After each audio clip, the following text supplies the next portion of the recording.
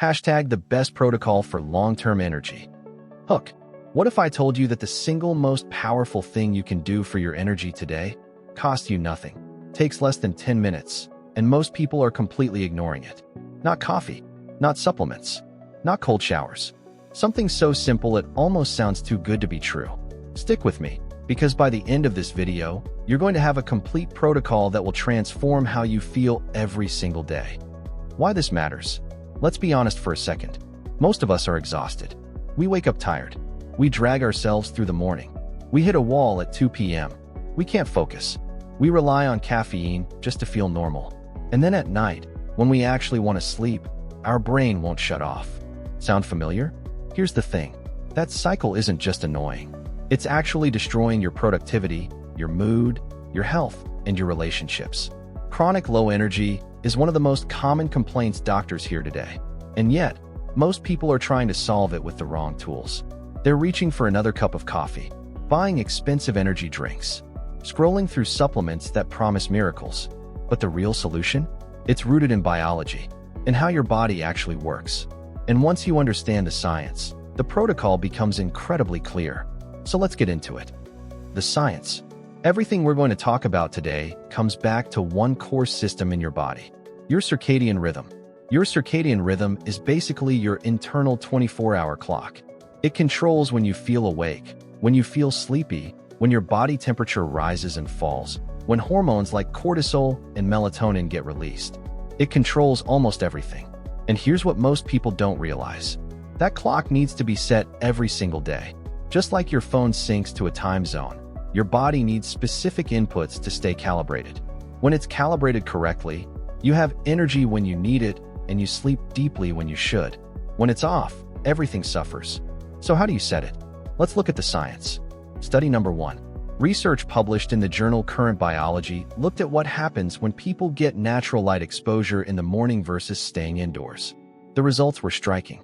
People who got outside and got natural light within the first hour of waking had significantly better sleep quality, more stable energy throughout the day, and lower levels of cortisol at night.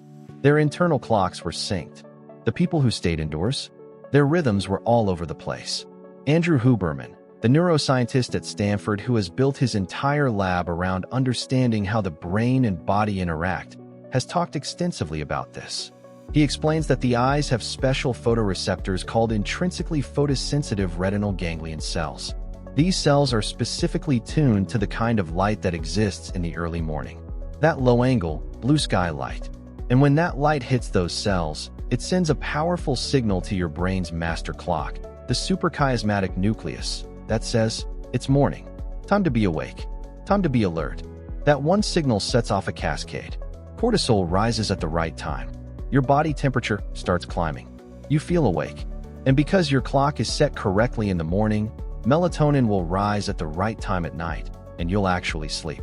This is not a small effect. This is foundational. Study number 2. Now let's talk about adenosine. This is the molecule that makes you feel sleepy. Every hour you're awake, adenosine builds up in your brain. The longer you're awake, the more it accumulates, and the sleepier you feel. Caffeine works by blocking adenosine receptors. It doesn't get rid of adenosine. It just puts a mask over it. Here's where it gets interesting. Research on sleep pressure and adenosine clearance shows that the only way to truly clear adenosine from your brain is through sleep. Deep, quality sleep. And here's the problem with most people's routine. They drink coffee first thing in the morning, which blocks adenosine. But that adenosine is still there. It's just hiding. And when the caffeine wears off, usually around noon or 1 p.m., all that adenosine floods back in. That's your afternoon crash. That's not a caffeine deficiency. That's biology catching up with you. Huberman's recommendation based on this research is to delay your caffeine intake by 90 to 120 minutes after waking. Let your body's natural cortisol peak do its job first. Then use caffeine strategically when cortisol starts to drop. This simple shift eliminates the afternoon crash for most people. Study number 3. Let's talk about non-sleep deep rest, or NSDR. This is a practice backed by research from places like Harvard and Stanford. Studies on Yoga Nidra, which is a guided relaxation technique that puts your body in a state between sleep and wakefulness, show that just 10 to 20 minutes of this practice can restore mental performance, reduce fatigue, and even replenish dopamine levels in the brain. One study found that NSDR could restore focus and cognitive function to a degree similar to a full night of sleep in some cases. Now, it's not a replacement for sleep, but as a tool for managing energy throughout the day, it's incredibly powerful, and almost nobody is using it. The protocol. Okay, let's put this all together into a clear, simple protocol. This is what Huberman calls his daily energy toolkit, and I'm going to break it down step by step. Step 1. Morning light. Do this within 10 minutes of waking. Get outside. Look toward the sky. You don't stare at the sun, but you want to be outside without sunglasses so that natural light can reach your eyes properly. Do this for 5 to 10 minutes. On cloudy days, stay out a little longer, maybe 15 to 20 minutes. This one habit alone will do more for your energy and sleep than almost anything else you can do. Can't get outside? Sit by a bright window, but outside is always better. The light intensity outside, even on an overcast day, is dramatically higher than indoor lighting. Step 2. Delay your caffeine. I know this one is hard, but try to wait 90 to 120 minutes after waking before your first coffee or tea. Let your cortisol do its job. Drink water instead. Your body is dehydrated after sleep, and even mild dehydration tanks your cognitive performance. So hydrate first, caffeinate second. Step 3. Get some movement in the morning. It doesn't have to be a full workout. Even a 10 to 15 minute walk outside kills 2 birds with 1 stone. You get your light exposure, and you get your body moving. Movement raises your core body temperature, which is a powerful signal for wakefulness and alertness. It also releases adrenaline and dopamine, which sharpen your focus. Step 4. Use NSDR in the afternoon. Around 1 to 3 p.m., when your energy naturally dips, instead of reaching for more coffee, try a 10 to 20 minute NSDR session. You can find free Yoga Nidra recordings on YouTube or Spotify. Just search Yoga Nidra 10 minutes and pick one. Lie down, close your eyes, follow the guidance. Set an alarm so you don't fall into full sleep.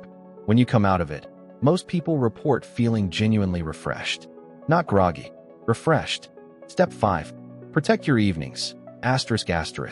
This is the part people skip, and it wrecks everything else. After 8 p.m., dim the lights in your home. Avoid bright overhead lights. Avoid screens if you can, or use blue light blocking glasses. Keep your environment cool. These signals tell your brain that nighttime is coming. Melatonin rises. Sleep pressure builds. And you'll fall asleep faster and sleep more deeply. That's it. 5 steps. Morning light. Delayed caffeine. Morning movement. Afternoon NSDR.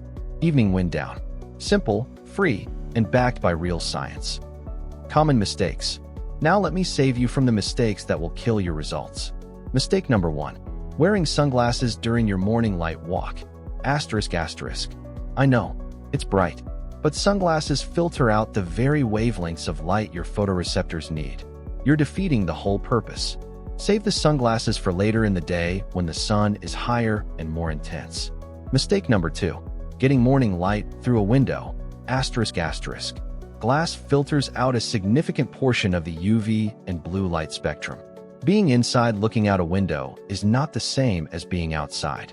You need to actually go outside. Even 5 minutes makes a massive difference. Mistake number 3. Drinking caffeine too late. Caffeine has a half-life of about 5 to 6 hours. That means if you drink coffee at 2 p.m., half of that caffeine is still in your system at 8 p.m. It's quietly disrupting your sleep even if you feel like you can fall asleep fine. Cut off caffeine by noon or 1 p.m. at the latest. Mistake number 4. Napping too long or too late. If you're going to nap, keep it under 20 minutes and do it before 3 p.m. Long naps or late naps reduce your sleep pressure at night.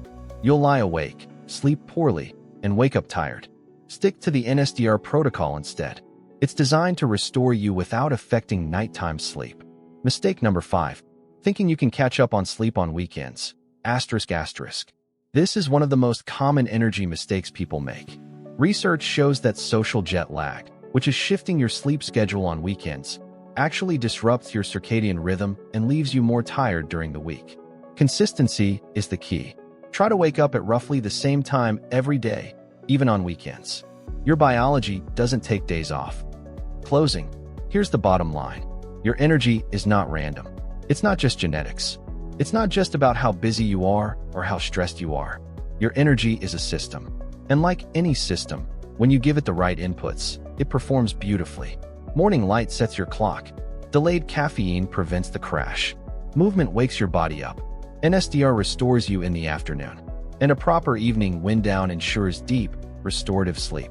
This is not a hack. This is not a trend. This is how your biology was designed to work. And when you start working with it instead of against, remember, small consistent actions compound over time. Comment protocol if you're going to try this today. If this video helped you, like, subscribe, and turn on notifications. See you in the next one.